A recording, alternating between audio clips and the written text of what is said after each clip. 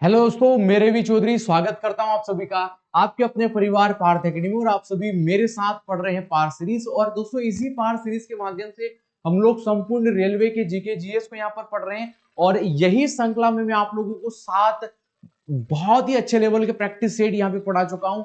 अब बारी यहाँ पर प्रैक्टिस सेट 8 की होगी। यदि आप लोगों ने सातों ही प्रैक्टिस सेट को नहीं पढ़ा है तो प्लीज चैनल पे प्लेलिस्ट बना दी गई है, वहां पर जाकर आप सातों ही प्रैक्टिस सेट को यहाँ पे पढ़ सकते हैं। और दोस्तों, यदि आप लोग चैनल पे पहली बार है तो प्लीज चैनल को लाइक और सब्सक्राइब जरूर करिएगा। बिगर किसी देरी से मैं रुक करूंगा आज की क्लास के पहले प्रश्न की तरफ। और जो पहला प्रश्न देके रखा है, देखिएगा आज की क्लास का जो हम लोगों को पहला प्रश्न यहाँ पर देख रखा है कि निम्नलिखित में से कौन कर्नाटक संगीत के त्रिमूर्ति में से एक हम लोगों को यहाँ पर देखने को मिलेगा। अब त्रिमूर्ति में से एक, और वो भी कौन से संगीत क्षेत्र की यहाँ पर, तो जवाब होगा कर्नाटक संगीत। इसी कर्नाटक संगीत की त्रिमूर्ति में से एक कौन सा व्यक्ति हम लोगों को यहाँ पर देखने को मिलेगा। हम लोगों को ऑप्शन दे के रखे हैं, मीराबाई, अन्नमयी या त्यागराज या कालिदास। आप सभी जानते हैं इस सवाल का राइट आंसर हमें ऑप्शन नंबर सी यहाँ पर देखने को मिलेगा, यानी त्यागराज। अब त्यागराज जी को यहाँ पर क्यों किया गया, क्योंकि कर्नाटक संगीत में को 3 व्यक्ति, एक यहाँ पर त्यागराज आप लोगों को याद रखना है। त्यागराज के बाद में मुथुस्वामी दीक्षितार, और वहीं पर यहाँ पर श्यामा शास्त्री। कौन दोस्तों? श्यामा शास्त्री। इन 3 व्यक्तियों को कर्नाटक संगीत की त्रिमूर्ति कहा जाता है, आप लोगों को याद रखना है। और वहीं पर सवाल पूछ लेगा, कर्नाटक संगीत का जनक किसे कहा गया है? तो दोस्तों, आप लोगों को याद रखना है पुरंदर दास जी को। पुरंदर जो दास जी हैं, इन्हें इसी संगीत का यहाँ पर जनक कहा गया है। ये यहाँ पर आप लोगों की ज्यादा ही आईएमपी यहाँ पर बन सकता है। हम लोगों से सवाल है जो पूछा था, कर्नाटक संगीत की त्रिमूर्ति में से एक है, तो त्यागराज जी को एक यहाँ पर त्रिमूर्ति में से एक यहाँ पर काउंटेबल किया जाता है। चलिएगा, बढ़ेंगे नेक्स्ट प्रश्न पर। और जो नेक्स्ट प्रश्न आज की क्लास का आप लोगों को क्या देख रखा है, छोटा नागपुर पठार या आपके इनमें से किस भारतीय राज्य में स्थित है, हम लोगों को यहाँ पर देखने को मिलेगा। तब देखिएगा, आप लोगों को यहाँ पर हम लोगों को छोटा नागपुर का प्लेटू देखने को मिलता है, छोटा नागपुर का पठार। अब छोटा नागपुर का पठार मुख्यतः किस राज्य में फैला हुआ है, तो हम लोगों को यह झारखंड में देखने को मिलेगा। लेकिन यदि मुख्य तौर पर यदि आप लोगों को सवाल पूछ लिया जाएगा, तो यह 5 भारतीय राज्यों में छोटे नागपुर का पठार का हम लोगों को फैलाव देखने को मिलेगा। केवल 1-2 नहीं, बल्कि 5 भारतीय स्टेट में हम लोगों को देखने को मिलेगा। तो यहाँ पर यह लौह अयस्क के लिए फेमस है, लौह व खनिज उद्योग के लिए हमें फेमस देखने को मिला। इसीलिए इसे यही कारण है कि छोटा नागपुर जो पठार को भारत का रूर प्रदेश कहा जाता है। क्या कहा जाता है? भारत का रूर प्रदेश यहाँ पर कहा जाता है। और वहीं पर इसकी सबसे ऊंची चोटी हमें कौन सी देखने को मिलेगी, तो जवाब होगा कि हमें पारसनाथ। कौन सी चोटी? पारसनाथ की चोटी हमें, इसकी सर्वाधिक ऊंची चोटी यहाँ पर छोटा नागपुर प्लेटू की हम लोगों को देखने को मिलती है। छोटे नागपुर जो प्लेटू के बाद हम लोगों को यहाँ पर मालवा का पठार, हमें मध्य प्रदेश में मालवा का पठार देखने को मिलता है। और आप लोगों को याद रखना पड़ेगा कि मालवा का पठार में कौन सी मिट्टी की प्रधानता हम लोगों को देखने को मिलती है, क्योंकि ये जो पूरा प्लेटू है यह बेसाल्ट चट्टानों से टूट के बना है। और आप सभी जानते हैं, यदि यह बेसाल्ट चट्टानों के कारण टूट के बना है, तो यहाँ पर काली मिट्टी की प्रधानता देखने को मिलेगी। काली मिट्टी की प्रधानता हम लोगों को यहाँ पर देखने को मिलेगी। और सवाल यदि यह पूछ लिया जाए कि मालवा के पठार की सबसे ऊंची चोटी कौन सी है, तो मालवा के पठार की सबसे ऊंची चोटी हमें यहाँ पर, मैं माफी चाहूंगा, हमें यहाँ पर, अरे भाई जल्दी रखो, हमें यहाँ पर सिगार चोटी देखने मिले। कौन सी? सिगार चोटी। और इसकी 881 मीटर हम लोगों को हाइट देखने को मिलेगी। और सिगार के बाद यहाँ पर जाना पाओ, कौन सी पहाड़ी? जाना पाओ चोटी, जिसकी ऊंचाई आप लोगों को 854 मीटर देखने को मिलेगी। इसके बाद में हाजरी की यहाँ पर 810 मीटर ऊंचाई यहाँ पर हाजरी चोटी की हम लोगों को देखने को मिलती है। और वहीं पर यह भी याद रखिएगा कि हमें यहाँ पर भारत में एक दक्कन का पठार, कौन सा पठार, दक्कन का पठार हम लोगों को देखने को मिलेगा। दक्कन का पठार, पहली बात तो ये आप लोगों को याद रखना पड़ेगा, भारत का सबसे बड़ा पठार है और सबसे ज्यादा उपजाऊ, सबसे ज्यादा यदि कोई सब आप लोगों से पूछेगा सबसे ज्यादा उपजाऊ कौन सा आप लोगों का हमें प्लेटू देखने को मिलेगा, तो जवाब होगा दक्कन का प्लेटू। अब दक्कन का जो प्लेटू में किस प्रकार की मिट्टी की यहाँ पर प्रधानता है, तो काली मिट्टी, काली मिट्टी का विस्तार हमें देखने को मिलता है और इसका बहुत बार एग्जामिनर शेप, इसका आकार पूछ लेता, तो त्रिकोणीय आकार, कौन सा, त्रिकोणीय आकार हम लोगों को इसी दक्कन का प्लेट्यू का यहाँ पर देखने को मिलेगा। और फिर इसके साथ आप लोगों से क्या सवाल पूछ सकता है कि इसकी दिशा, मतलब इसकी ढाल, ढाल किस प्रकार की देखने को मिलेगी, जवाब होगा दक्षिण पूर्वी इसकी ढाल हम लोगों को यहाँ पर देखने को मिलती हैं। और वहीं पर हमारे पूर्वोत्तर में हम लोगों को शिलांग का पठार देखने को मिलेगा, कौन सा पठार, शिलांग का पठार देखने को मिलेगा। और यही शिलांग का पठार आप लोगों को याद होना चाहिए, यह प्रायद्वीप भारत का हिस्सा, कौन सा भारत का, प्रायद्वीपीय भारत का हिस्सा हम लोगों को यहाँ पर देखने को मिलता है। इतना आप लोगों को यहाँ पर याद होना चाहिएगा। हम लोगों से केवल सवाल पूछा था कि छोटे नागपुर का पठार इनमें से किस भारतीय राज्य में स्थित है, तो यह मुख्यतः हमें झारखंड में यहाँ पर देखने को मिलता है। राजस्थान में हमें एक क्षेत्र जहाँ पर हम लोग बोलेंगे मेवात का पठार, कौन सा, मेवाड़ नहीं, मेवात का पठार। और यह मेवात का जो पठार है यह हमें तांबे के उत्पादन के लिए फेमस है, तांबे के उत्पादन के लिए यह मुख्य तौर पर जाना जाता है। इतना बेसिकली आप लोगों को याद होना चाहिए। चलिएगा दोस्तों, इसी के साथ बढ़ेंगे नेक्स्ट प्रश्न पर। और देखिएगा नेक्स्ट प्रश्न आप लोगों को क्या देके रखा है, भारत में स्थानीय स्वशासन का जनक भारत में किसे कहा जाता है, तो स्थानीय स्वशासन का जनक यहाँ पर जो किसे कहा जाता है, आप लोगों से सवाल पूछा है लॉर्ड वेलेजली। देखिएगा यह प्रमुख वायसराय देखने को मिलते हैं, लॉर्ड वेलेजली खुद को यहाँ पर बंगाल का शेर कहता था। यह इसने बंगाल का, इसने खुद को शेर की उपाधि टाइटल अपने सिर के ऊपर लिया था, आप लोगों को याद होना चाहिएगा। और वहीं पर लॉर्ड लिटन के समय काल में 1878 में हमें भारत में यहाँ पर वर्नाकुलस एक्ट हमें देखने को मिलेगा। और फिर इसी के समय काल में 1878 में भारत में पहली बार यहाँ पर अकाल आयोग की स्थापना की गई है, अकाल आयोग की यहाँ पर स्थापना की गई। या तो याद रखना पड़ेगा लॉर्ड कर्जन के बारे में आप लोग क्या याद कर सकते हैं कि इसके समय काल में पहली बार यहाँ पर हमें पुलिस विभाग की स्थापना किया गया, पुलिस विभाग की इसी के समय काल में यहाँ पर जो स्थापना किया गया था, आप लोगों को याद होना चाहिए। और जो इसी के समय काल में बंगाल विभाजन की घोषणा, कौन सी घोषणा, बंगाल विभाजन की घोषणा लॉर्ड कर्जन के समय काल में हम लोगों को यहाँ पर देखने को मिलती हैं। और सवाल पूछा था भारत में स्थानीय स्वशासन का जनक, तो ये लॉर्ड वेलेजली को भारत में स्थानीय स्वशासन का जनक यहाँ पर कहा जाता है। ऑप्शन नंबर सी बिल्कुल एक्यूरेट हम लोगों को यहाँ पर देखने को मिलेगा। चलिएगा इसी के साथ बढ़ेंगे नेक्स्ट प्रश्न पर। और नेक्स्ट प्रश्न हम लोगों को यहाँ पर देख रखा है, पारंपरिक दस्ताना कठपुतली शो पावाकुशु से संबंधित है। ठीक है, अब देखिएगा हमें केरल स्टेट में क्या होता है, हमें एक कठपुतली शो पावाकुश देखने को मिलता है। ठीक है, तो इस सवाल का राइट आंसर तो केरल ही हम लोगों को यहाँ पर देखने को मिलता है, आप लोगों को याद होना चाहिएगा। ठीक है, देखो एक कालसी, कौन सा दोस्तों, कालसी एक हमें यहाँ पर देखने को मिलता है, और एक काली, कौन सा, काली, और एक कठपुतली जो काली, इनके सबके नाम अलग अलग है। बेसिकली ये हम लोगों को यहाँ पर नृत्य देखने को मिलते हैं। और इसी के अंतर्गत क्या होता है, इसी पावाकुश के अंतर्गत यहाँ पर केरल स्टेट में जो हमारे पौराणिक भारत का इतिहास रहा है, जैसे रामायण हो गया, रामायण व महाभारत का यहाँ पर, महाभारत के यहाँ पर चित्र बताए जाते हैं। ठीक है, इन कठपुतलियों के माध्यम से। तो ये हमारे लिए ज्यादा इंपॉर्टेंट हो सकता है। ऑप्शन नंबर सी इस सवाल का बिल्कुल यहाँ पे राइट आंसर हम लोगों को देखने को मिलेगा। केरल के यदि त्योहारों की बात करेगा तो केरल का हम लोगों को याद रखना है एक विशु, क्योंकि यह विशु केरल का नववर्ष माना गया है।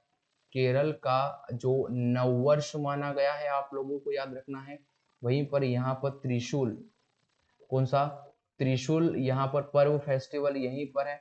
और यहाँ पर ओणम, कौन सा फेमस है, ओणम फेमस है। और आप सभी जानते हैं ओणम 10 डेज तक यहाँ पर मनाया जाता है। ठीक है, इतना एटलीस्ट आप लोगों को यहाँ पर याद होना चाहिएगा। चलिएगा दोस्तों, इसी के साथ बढ़ेंगे नेक्स्ट प्रश्न पर। और जो नेक्स्ट प्रश्न हम लोगों को यहाँ पर क्या देख रहा है कि निम्नलिखित में से कौन सा शास्त्रीय नृत्य हिंदुस्तानी शास्त्रीय संगीत से संबंधित है। हम सभी जानते हैं कि जो हमारे नॉर्थ में यदि कोई प्रकार का क्लासिकल डांस किया जाता है तो उसे हम लोग हिंदुस्तानी शास्त्रीय नृत्य बोलते हैं। तो कथक आप सभी जानते हैं यह मुख्यतः है यहाँ पर, यहाँ पे उत्तर प्रदेश में, हमें राजस्थान में देखने को मिलेगा। और हमें सत्रिय आप सभी जानते हैं आसम, आसाम में हम लोगों को देखने को मिलेगा। मोहिनीअट्टम और कथकली ये हम लोगों को केरल में देखने को मिलेगी। तो देखिएगा, यदि आप लोगों को यहाँ पे सवाल पूछ लेगा कि शास्त्रीय संगीत की संख्या कितनी है, शास्त्रीय नृत्य की विधा हम लोगों को कहाँ से प्राप्त होती है, इसके बारे में मैं पूरा क्लासिकल डांस के बारे में आप लोगों से वादा करता हूँ कि एक बहुत अच्छी क्लास आप लोगों के लिए जो लेके आऊंगा जिसमें पूरा क्लासिकल डांस रहेगा। यदि आप लोगों ने उस क्लास को देख लिया तो शायद ही इन क्लासिकल डांस से एक भी प्रश्न आपको एग्जाम में बाहर देखने को नहीं मिलेगा। मैं वादा करता हूं आप लोगों से कि मैं बिल्कुल क्लासिकल डांस के ऊपर एक पूरी एक क्लास लेके आऊंगा। देखिएगा, अभी तो आप लोगों को याद रखना है, जैसे हम लोग बात करते हैं यहाँ पर जब हम लोग केरल स्टेट की बात करते हैं तो यहाँ पर हम लोगों को एक मोहिनीअट्टम, कौन सा, मोहिनीअट्टम यहाँ पर आप लोगों को याद होना चाहिएगा। और यहाँ पर आप लोगों का हमें कथकली, कौन सा, कथकली, ये दो हमें केरल में यहाँ पर देखने को मिलते हैं। आंध्र प्रदेश की यदि बात करेंगे तो यहाँ पर हमें कुचिपुड़ी, कौन सा, कुचिपुड़ी यहाँ पर हम लोगों को देखने को मिलेगा। आसम राज्य में यहाँ पर हमारे पास में सत्रिया, कौन सा, सत्रिया यहाँ पर देखने को मिलेगा।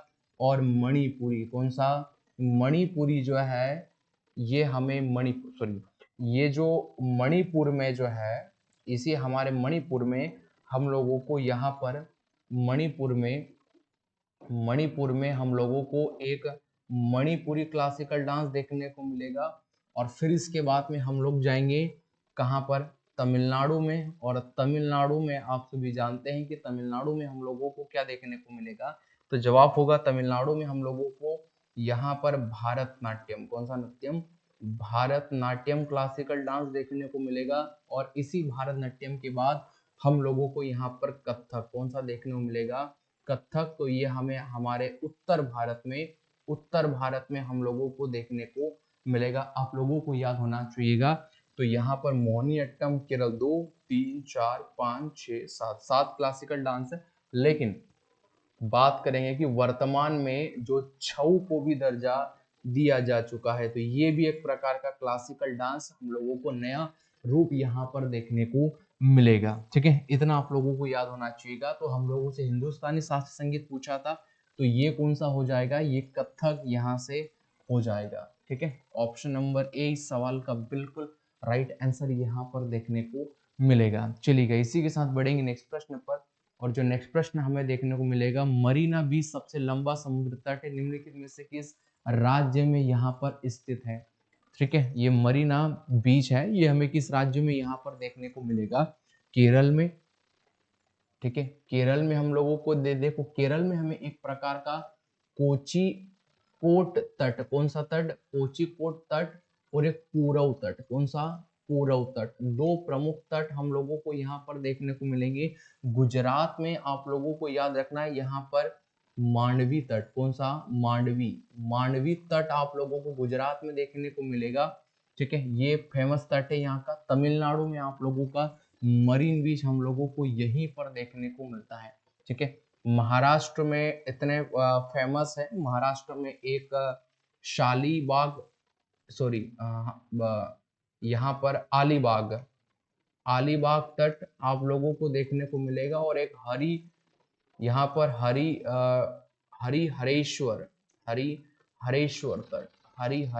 तट हम लोगों को महाराष्ट्र में यहाँ पर देखने को मिलता है। ठीक है, हम लोगों से केवल मरीन के बारे में पूछा था, ऑप्शन नंबर सी बिल्कुल यहाँ पे राइट आंसर होगा।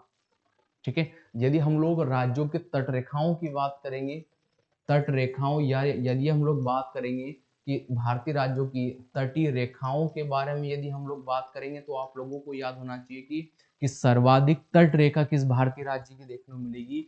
जवाब होगा यह हमें गुजरात राज्य की देखने को मिलेगी। 1214 किलोमीटर की तट रेखा हमें देखने को मिलेगी। इसके साथ हमें आंध्र प्रदेश की यहाँ पर देखने को मिलेगी 973 km की दूरी पर। अब आपके आंध्र प्रदेश की तटरेखा हम लोगों को यहाँ पर देखने को मिलती है। और वहीं पर आप लोगों के तमिलनाडु, तमिलनाडु में आप लोगों को यहाँ पर 900 आई थिंक 6 किलोमीटर हम लोगों को देखने को मिलेगी। और इसके बाद में फिर महाराष्ट्र का स्थान आता है। तो महाराष्ट्र की जो हम लोगों को यहाँ पर आप लोगों को याद होना चाहिएगा 654 किलोमीटर हम लोगों को यहाँ पर तट रेखा देखने को मिलेगी। तो यह सर्वाधिक तटीय रेखा वाले भारतीय राज्य को मैंने आप लोगों को यहाँ पर लिखा दिया। आप लोग यहाँ पर याद कर लेना, ठीक है। समझ में आ रहा होगा। चलिए हम और इसी के साथ बढ़ेंगे नेक्स्ट प्रश्न पर। हमें देख रखा है MAN, ठीक है। MAN क्या है, इसका फुल फॉर्म आप लोगों से सवाल पूछा है, क्योंकि आप लोग जिस रेलवे एग्जाम को लोगों को जिस एग्जाम को आप लोग देने जा रहे हो, वहां से जो कंप्यूटर के 3 से 4 प्रश्न आपकी हर एक शिफ्ट में आप लोगों को देखने को मिलेंगे। तो यहाँ पर क्या देखने को आप लोगों को मिलेगा, ठीक है। देखो, यदि आप लोगों की ये मैन क्या है, तो ये मैन आप लोगों को याद होना चाहिए, यह एक प्रकार का नेटवर्क का प्रकार होता है, ठीक है। नेटवर्क का हम लोगों को यहाँ पर प्रकार हम लोगों को यहाँ पर देखने को मिलेगा। देखो, एक हमारे पास में होता है पैन। कौन सा होता है? पैन। पैन का मतलब होता है कि यहाँ पर आप लोगों को याद होना चाहिएगा कि हम लोग पैन को बोलते हैं personal area network. Personal area network हम लोग इसे बोलते हैं। और ये एक प्रकार का सबसे छोटा नेटवर्क का प्रकार होता है। सबसे छोटे नेटवर्क का प्रकार यदि आप लोगों को सवाल पूछेगा, तो हम लोग इसे क्या बोलते हैं? इसे हम लोग पैन ही बोलते हैं। तो पैन होता है वो सबसे छोटा नेटवर्क का प्रकार होता है। इसका फुल फॉर्म होता है पर्सनल एरिया नेटवर्क। ये यहाँ पर पेन देखने को मिलता है। फिर यहाँ पर होता है एक लेन। लेन का मतलब यहाँ पर होता है, लेन होता है लोकल एरिया नेटवर्क। लोकल, यहाँ पर आप लोगों का जो एरिया नेटवर्क होता है, इसे हम लोग क्या बोलते हैं? इसे हम लोग लेन बोलते हैं। लेन में क्या होता है? बिल्कुल वायर के माध्यम से आप लोगों का नेट पहुंचाया जाता है। और यदि कोई भी लोकल जोन में वायर के माध्यम से यदि नेट भेजा जाता है, तो उसे हम लोग ईथरनेट बोलते हैं। क्या बोलते हैं? ईथरनेट यहाँ पर बोलते हैं। आप लोगों को याद होना चाहिएगा। तो एक हम लोगों ने यहाँ पर पेन देखा, एक हम लोगों ने यहाँ पर क्या देख लिया है, ठीक है। एक हम लोगों ने लेन देखा, और एक हमारे पास में होता है कैन। कैन का मतलब होता है campus area network. Campus area network. तो ये आप लोगों का कैंपस एरिया नेटवर्क हम लोगों को यहाँ पर देखने को मिलता है। अब कैंपस एरिया नेटवर्क जैसे हम लोग मान सकते हैं कि हॉस्पिटल में इस नेट का प्रयोग किया जाता है, या ये विश्वविद्यालय में, यूनिवर्सिटी में, विश्वविद्यालय में इनका यहाँ पर प्रयोग किया जाता है। आप लोगों को याद होना चाहिएगा। यानी कोई बड़े 4-5 सेंटरों को जब जब आपस में नेट के माध्यम से जोड़ दिया जाता है, तो वो जो नेट का प्रकार होता है, नेटवर्क का प्रकार उसे होता है, उसे हम लोग कैन बोलते हैं।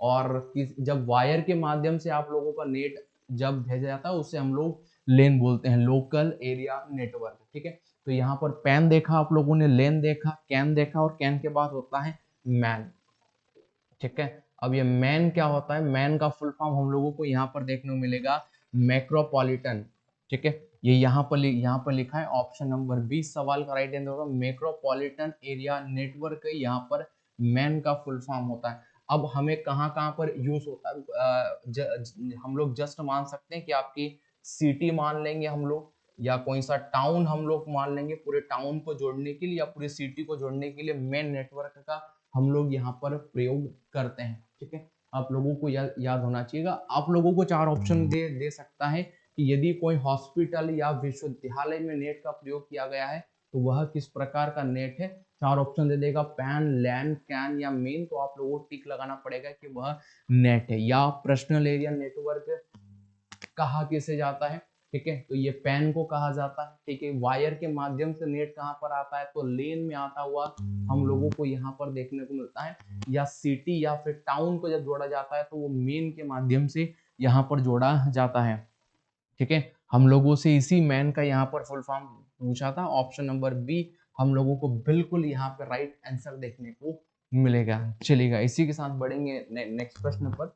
और जो नेक्स्ट प्रश्न हम लोगों को यहाँ पर देखने को मिलेगा, एक मिनट,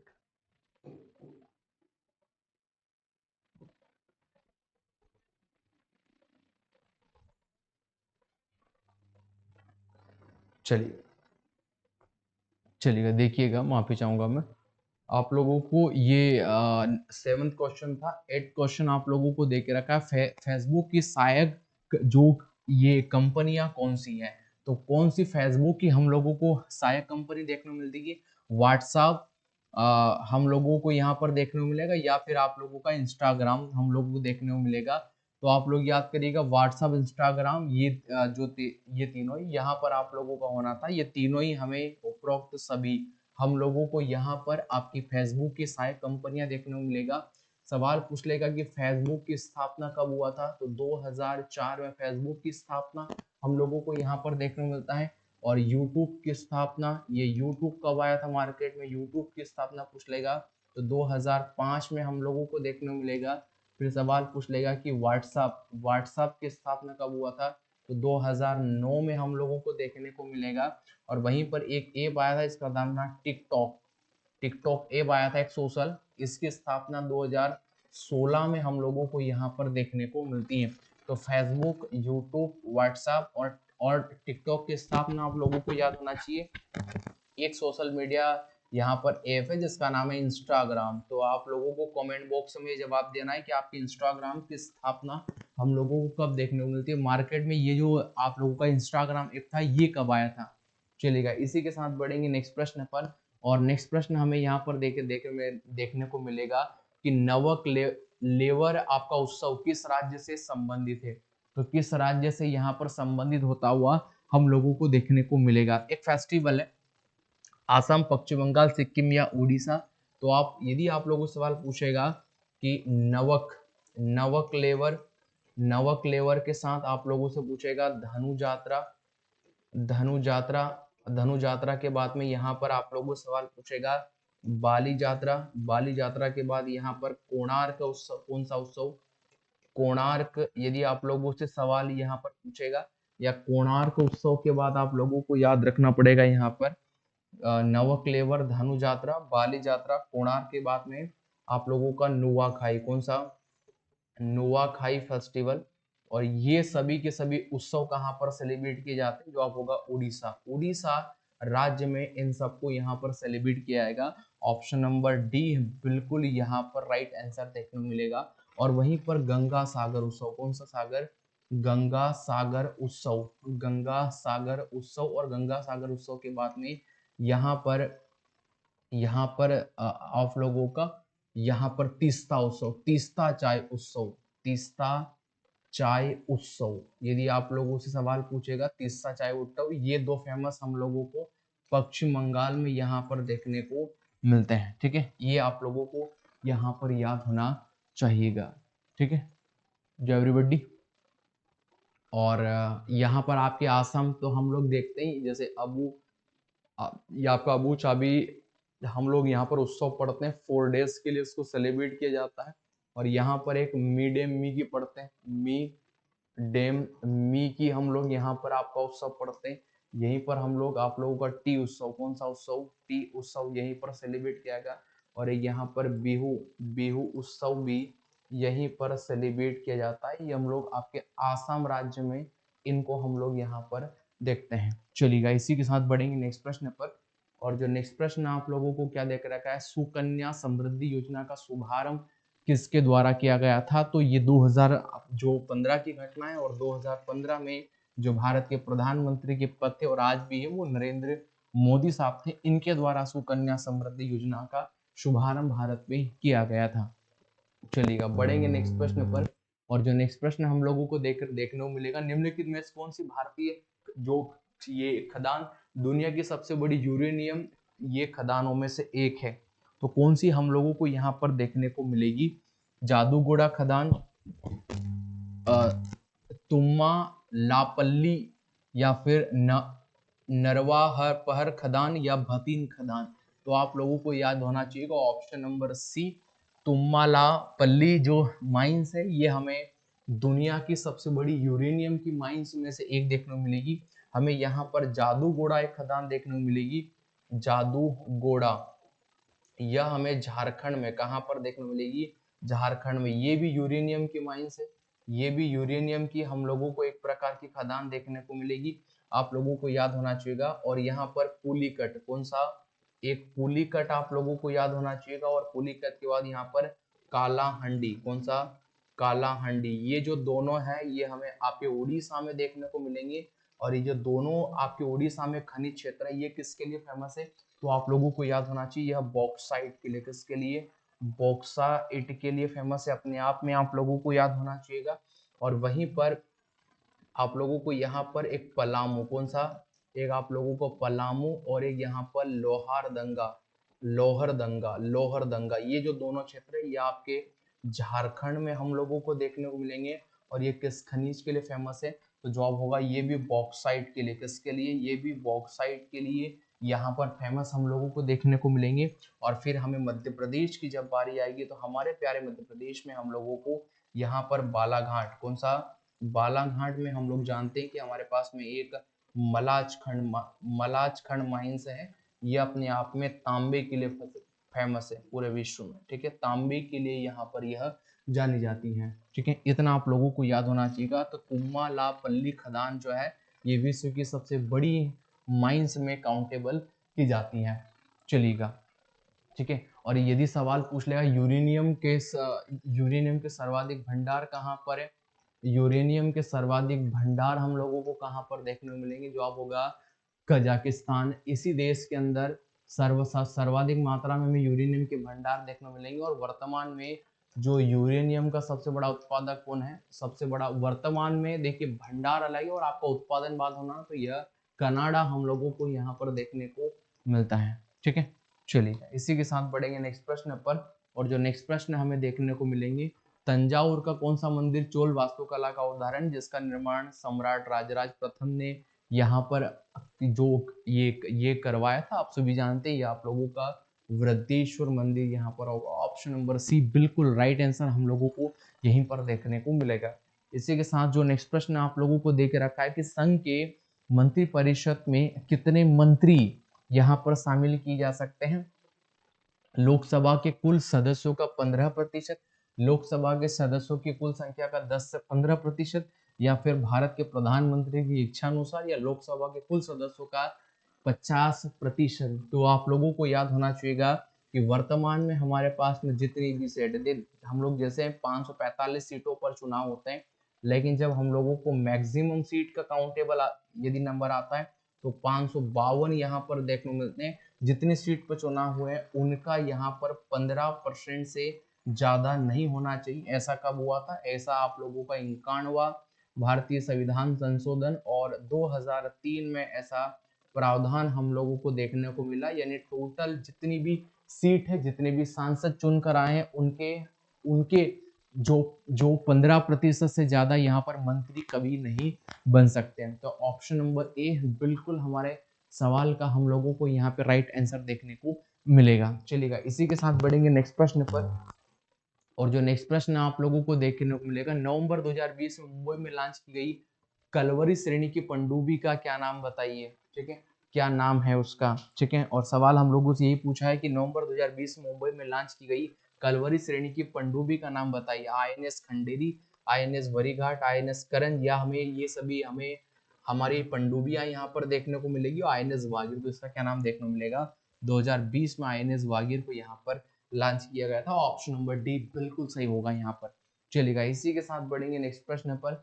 हमें दे के रखा है कि ये आपका 1932 का पूना पैक्ट समझौता महात्मा गांधी और इनमें से किस नेता के बीच में हस्ताक्षरित किया गया था? हम सभी जानते हैं कि पूना पैक्ट को जो एक तरफ तो महात्मा गांधी हुआ करते थे, ये यरवड़ा जेल में, ये भी याद होना चाहिए कौन सी जेल में हुआ था। तो यरवड़ा जेल में ये हमें आप लोगों का पैक्ट देखने को मिलेगा। एक तरफ हुआ करते थे महात्मा गांधी और एक तरफ हुआ करते थे भीमराव अंबेडकर। ठीक है, अंबेडकर, ऑप्शन नंबर डी बिल्कुल इस सवाल का राइट आंसर यहाँ पर होगा। चलिएगा, इसी के साथ बढ़ेंगे नेक्स्ट प्रश्न पर। और जो नेक्स्ट प्रश्न हम लोगों को देखने को मिलेगा कि ये 2024 है, यहाँ पर जो है देखिएगा, हम लोगों को ऑस्ट्रेलिया ओपन टेनिस टूर्नामेंट 2024 में महिला एकल प्रतियोगिता का खिताब किसने जीता है। तो ये 2024 की बात देखिएगा, जब यहाँ पर ग्रैंड स्लैम की बात होगी, जब भारत में ग्रैंड स्लैम की बात होगी, ठीक है, पहले तो इसका ऑप्शन देख लेते हैं हम। एरिना एरिना सबलेगा, एरिना सबलेगा यहाँ पर महिला ने आप लोगों का जो ऑस्ट्रेलिया ओपन का खिताब हाल ही में यहाँ पर जीता है, आप लोगों को याद होना चाहिएगा। ठीक है, यहाँ पर ऑप्शन नंबर नहीं दे के रखा है, ऑप्शन नंबर ई हम लोग मान सकते हैं। ये हमारे सवाल का बिल्कुल यहाँ पर राइट आंसर देखने को मिलेगा। नाओमी ओसाका नहीं है, सोफिया कैनन नहीं है, समोना हालेप या पेट्रा केतोवा नहीं है, एरिना सबलेका हाल ही में इन्होंने ऑस्ट्रेलिया ओपन 2024 से खिताब जीता है। देखिएगा, हमारे पास में क्या होता है, हमारे पास में चार हमारे पास में प्रमुख ग्रैंड स्लैम देखने को मिलते हैं। एक हमें ऑस्ट्रेलिया ओपन, कौन सा ओपन देखने को मिलेगा, एक ऑस्ट्रेलिया ओपन यहाँ पर देखने को मिलेगा। एक हम लोगों को यहाँ पर फ्रेंच ओपन, कौन सा ओपन, एक हमें फ्रेंच ओपन यहाँ पर देखने को मिलेगा। और हम लोगों को यहाँ पर आपका विंबलडन ओपन, कौन सा ओपन, विंबलडन ओपन हम लोगों को यहाँ पर देखने को मिलेगा। और एक हम लोगों को यहाँ पर आप लोगों का यूएस ओपन। तो चार ओपन हम लोगों को यहाँ पर देखने को मिलते हैं, आप लोगों को यहाँ पर याद होना चाहिएगा। ठीक है,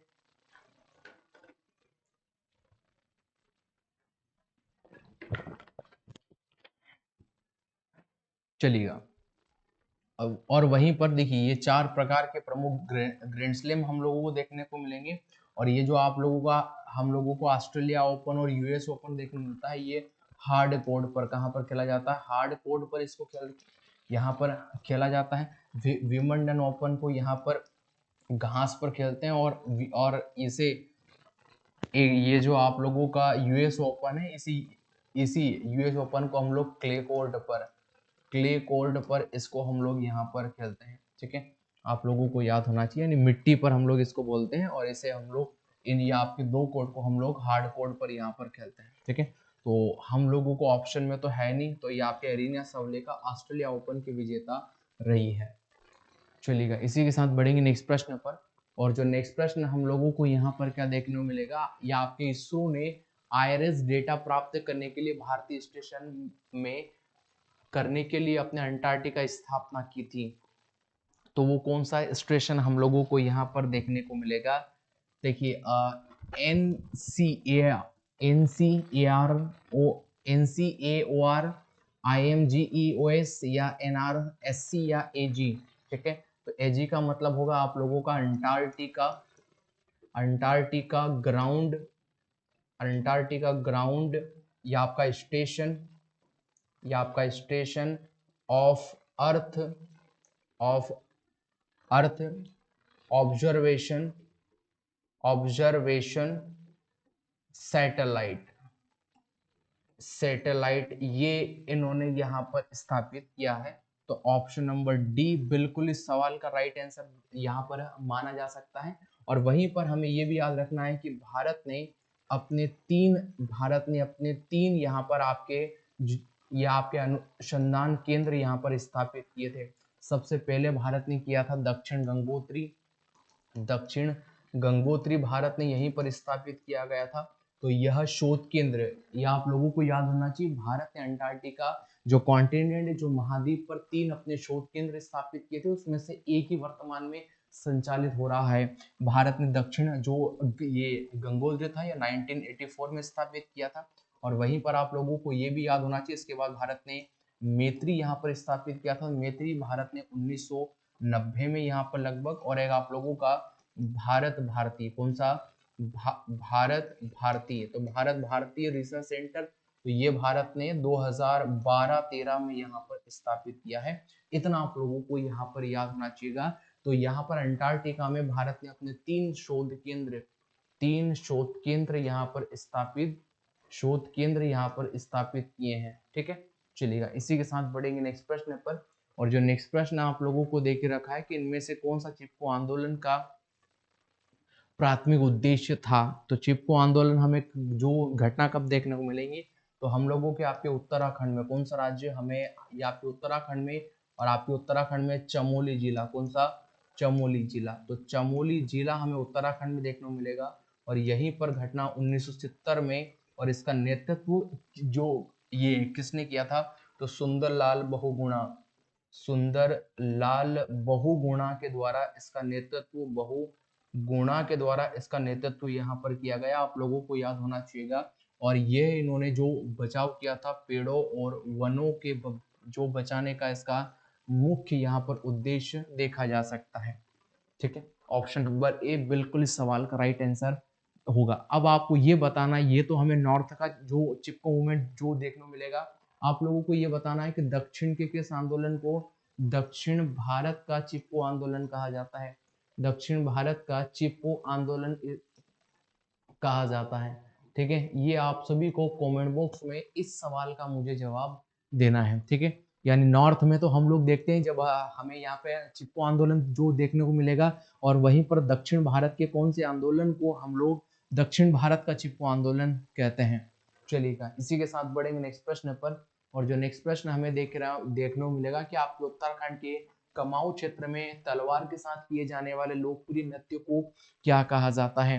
ठीक है, और इसी लोकप्रिय नृत्य को हम लोग छोलिया बोलते हैं। क्या बोलते हैं, छोलिया। ऑप्शन नंबर ए इस सवाल का बिल्कुल यहाँ पे राइट आंसर देखने को मिलेगा। चलिएगा इसी के साथ बढ़ेंगे नेक्स्ट प्रश्न पर। और जो नेक्स्ट प्रश्न हमें देखने को मिलेगा, हिमालय जो पर्वत किस प्रकार का हमें यहाँ पर आपका पर्वत देखने को मिलेगा, कौन सा पर्वत, हिमालय पर्वत हम लोगों को यहाँ पर देखने को मिलता है। और हमें किसका उदाहरण यहाँ पर देखने को मिलता है, ये हम लोगों से यहाँ पे सवाल पूछा है। ठीक है, देखिएगा आप लोगों का ज्वालामुखी पर्वत है, वलित पर्वत है, ब्लॉक पर्वत है, या अवशिष्ट पर्वत हम लोगों को देखने को मिलेगा। आप सभी जानते हैं कि ये हमें यहाँ पर आप लोगों के ऑप्शन नंबर सी यानी वलित पर्वत का उदाहरण हम लोगों को यहाँ पर ये देखने को मिलता है। देखिए इसके साथ में आप लोगों को ये भी याद होना चाहिए कि प्रमुख प्रकार से हम लोग इसको एक ट्रांस हिमालय के नाम से जानते हैं। ट्रांस हिमालय के नाम से हम लोग इसे जानते हैं, जिसमें हम लोगों के एक प्रकार की श्रेणी जिसके हम लोग बोलेंगे काराकोरम, काराकोरम श्रेणी देखने को मिलती है। यहीं पर हम लोगों को जास्कर श्रेणी, कौन सी श्रेणी, जास्कर श्रेणी हम लोगों को यहीं पर देखने को मिलती है। और आपकी लद्दाख श्रेणी, कौन सी श्रेणी, लद्दाख श्रेणी, ये हम लोगों को यहीं पर देखने को मिलती है। ठीक है, ये जो प्रकार की श्रेणी हम लोगों को देखने को मिलती है। फिर इसके बाद आता है यहाँ पर आप लोगों का वृहत हिमालय, कौन सा हिमालय, ये आप लोगों के हिमालय के भाग देखने को मिलेंगे। ये वृहत जो आपके हिमालय में माउंट यहाँ पर हम लोगों को देखने को मिलेगा कि माउंट यहाँ पर आप लोगों का, हम लोगों को एक पर्वत जिसका नाम है माउंट एवरेस्ट। इसके बाद में माउंट मकालू, कौन सा, माउंट मकालू। इसके बाद माउंट अन्नपूर्णा, अन्नपूर्णा हम लोगों को यहाँ पर देखने को मिलता है। आप लोगों को याद होना चाहिएगा। फिर इसके साथ हम लोगों को यहाँ पर मध्य हिमालय, कौन सा, मध्य हिमालय देखने को मिलेगा। और इसी मध्य हिमालय में आप लोगों को याद होना चाहिएगा कि हम लोगों को धौलाधर श्रेणी, कौन सी श्रेणी, धौलाधर श्रेणी हम लोगों को देखने को मिलेगी। और यहीं पर पीर पंजाल, कौन सी श्रेणी, पीर पंजाल। और पीर पंजाल के बाद हम लोगों को महाभारत श्रेणी, कौन सी श्रेणी, महाभारत श्रेणी हम लोगों को देखने को मिलेगी। ठीक है, और फिर इसके बाद में हम लोगों को यहाँ पर शिवालिक हिमालय, कौन सा हिमालय, शिवालिक हिमालय यहाँ पर देखने को मिलेगा। और ये जो शिवालिक हिमालय है पाकिस्तान के पोटवार बेसिन, कहाँ तक, पाकिस्तान में पोटवार बेसिन है। तो पाकिस्तान के पोटवार बेसिन से हमारे आसम राज्य तक हम लोगों को यह देखने को मिलता है। आप लोगों को याद होना चाहिएगा। और यही हमारे हिमालय पर्वत की सबसे ऊंची चोटी हम लोगों को माउंट एवरेस्ट, कौन से देखने को मिलेगी, माउंट यहाँ पर आपके एवरेस्ट हम लोगों को देखने को मिलेगी। और इसे नेपाल में क्या कहा जाता है, माउंट एवरेस्ट को नेपाल में सागर माथा, क्या कहा जाता है, सागर माथा यहाँ पर कहा जाता है। आप लोगों को याद होना चाहिएगा। ठीक है, अब देखिएगा, ये हर बार विवाद देखने को मिलता है कि भारत की सबसे हाईएस्ट पीक, यानी जो भारत की सबसे हाईएस्ट पीक हमें कौन सी देखने को मिलेगी। तो देखिएगा, एक हमें यहाँ पर आप लोगों की K2 पर्वत, कौन सा पर्वत देखने को मिलेगा, K2 पर्वत। अभी वो जो हिस्सा भारत का है वो हिस्सा अभी पाकिस्तान जो ने लेके रखा है, ऐसा हो सकता है कि भविष्य में वो हिस्सा भारत के ही पास रहे। तो K2 हमें, यह हमें जो काराकोरम पर्वत श्रेणी, काराकोरम जो पर्वत श्रेणी देखने को मिलती है, ये सबसे ऊंची चोटी। बहुत बार पूछता है कि भारत की सबसे ऊंची चोटी कौन सी होगी, तो ऑप्शन में K2 भी होता है। यदि K2 है तो यहाँ पर राइट आंसर माना जा सकता है। इसके बाद में कंचनजंगा, कौन सा, कंचनजंगा, ये हमें आपके सिक्किम में देखने को मिलेगी। और देखो, ये भारत की सबसे, बहुत सारे लोग आपकी ऊंची चोटी यहाँ पर मानते हैं, लेकिन इसका भी सवाल पूछने का तरीका चेंज हो सकता है। जो ये जो आपकी ये कंचनजंगा जो आपकी चोटी, यह सिक्किम के साथ भूटान में बेस्ड है, मतलब भारत और भूटान दोनों की सीमा पर पड़ती है। तो ये भी भारत की सबसे ऊंची चोटी नहीं मानी जा सकती। तो आपके फिर कौन सी होगी, तो नंदा देवी, कौन सी, नंदा देवी। यह पूर्णतः जो भारत में स्थित है। तो ये भी नहीं होगा, तो ऑप्शन में ये भी नहीं। फिर आप लोगों को नंदा देवी यहाँ पर चोटी देखने को मिलेगी। नंदा देवी जो चोटी है, ये पूर्णतः ही हमें भारत में उत्तराखंड में यहाँ पर देखने को मिलती है। ये जो इस वाली श्रेणी को हम लोग मानते हैं, ये जो चोटी है ये आपके सिक्किम, यानी मुख्यतः भारत और भूटान दोनों की सीमा पर हम लोगों को देखने को मिलती है। अब आपका एग्जामिनर क्या सवाल पूछ लेगा, उसके बिहाफ पर आप लोगों को यहाँ पे जवाब देना है, ठीक है। तो आपका हिमालय पर्वत किस प्रकार का पर्वत है, तो वलित पर्वत का उदाहरण आप लोगों को यहाँ पर माना जाता है। चलिएगा, इसी के साथ बढ़ेंगे नेक्स्ट प्रश्न पर। और हम लोगों को जो देखने को मिलेगा कि 1951 की जनगणना के अनुसार भारत में लिंगानुपात प्रति 1000 पुरुषों के लिए महिलाओं की संख्या कितनी थी। देखिए, ये बात हो रही है 1951 की जनगणना की। तो आपके 1951 में जो जनगणना हम लोगों को देखने को मिलेगी, उसमें कितना हम लोगों को यहाँ पर लिंगानुपात देखने को मिलेगा, तो 946 हमें यहाँ पर लिंगानुपात देखने को मिलेगा। यानी 1000 पुरुषों पर 1000 महिलाओं की संख्या को हम लोग भारत में लिंगानुपात बोलते हैं।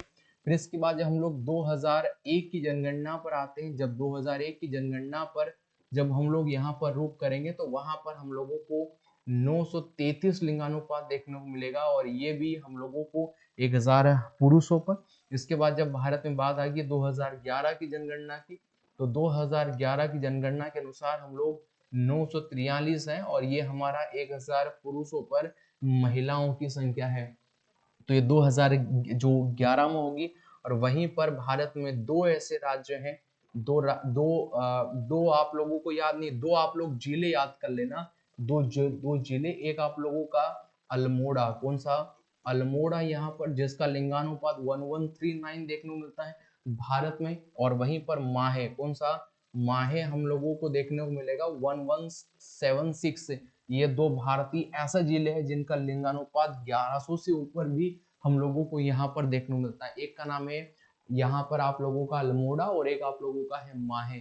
ये आप लोगों को यहाँ पर देखने को मिलता है। तो हम लोगों से सवाल ये पूछा था कि 1951 में कितनी थी, तो 946 हम लोगों को देखने को मिलती है। ऑप्शन नंबर सी सवाल का बिल्कुल राइट आंसर हम लोगों को यहाँ पर देखने को मिलेगा। इसी के साथ जो बढ़ेंगे नेक्स्ट प्रश्न पर, सवाल दे के रखा है, मूसी नदी निम्नलिखित में से किस नदी की सहायक नदी है।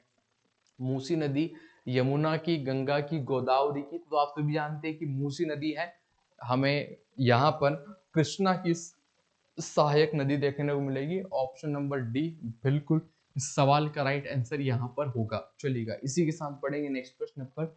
और जो नेक्स्ट प्रश्न हम लोगों को देखने को मिलेगा, देखिएगा, बैडमिंटन वर्ल्ड फेडरेशन का मुख्यालय कहाँ पर स्थित है।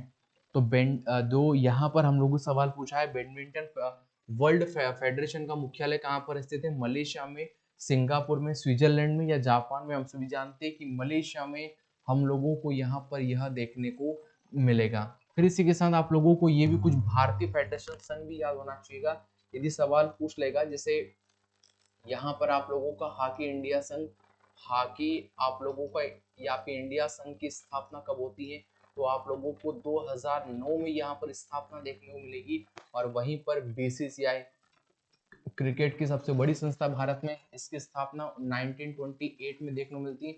भारतीय ओलंपिक संघ, भारतीय ओलंपिक संघ, भारतीय, यहाँ पर आप लोगों का, ये आपका जो ओलंपिक संघ की स्थापना ये 1927 में हम लोगों को देखने को मिलेगी। और वहीं पर भारतीय फुटबॉल संघ, भारतीय फुटबॉल संघ, भारतीय फुटबॉल संघ, तो ये भी स्थापना 1937 में हम लोगों को देखने को मिली। भारतीय बैडमिंटन संघ, कौन सा, भारतीय बैडमिंटन संघ, भारतीय बैडमिंटन संघ की स्थापना भी कब हुई थी, ये भी 1937 में हम लोगों को देखने को मिलेगी। और फिर इसके साथ में आप यहाँ पर शतरंज फेडरेशन, शतरंज जो संघ था, इसी से इसकी स्थापना कब हुआ, तो 1951 में इसकी भी स्थापना हम लोगों को यहीं पर देखने को मिलती है। तो ये सभी स्थापनाओं के बारे में आप लोगों को यहाँ पर याद होना चाहिएगा, चलिएगा। और ये जो नेक्स्ट प्रश्न है ये आप सभी का होमवर्क में, आप सभी को होमवर्क में या जो कमेंट बॉक्स में इस सवाल का जवाब मुझे देना है। आप लोगों से सवाल पूछा है कि रेड पांडा विंटर कार्निवाल कहाँ पर मनाया जाता है, तो ये कहाँ पर सेलिब्रेट किया जाता है, राजस्थान, तमिलनाडु, नागालैंड या सिक्किम। कमेंट बॉक्स में आप सभी को इस सवाल का मुझे जवाब देना है। ठीक है दोस्तों, आज की क्लास में यहाँ पर इतना ही, मिलते हैं हम लोग नेक्स्ट वीडियो में, तब तक के लिए धन्यवाद।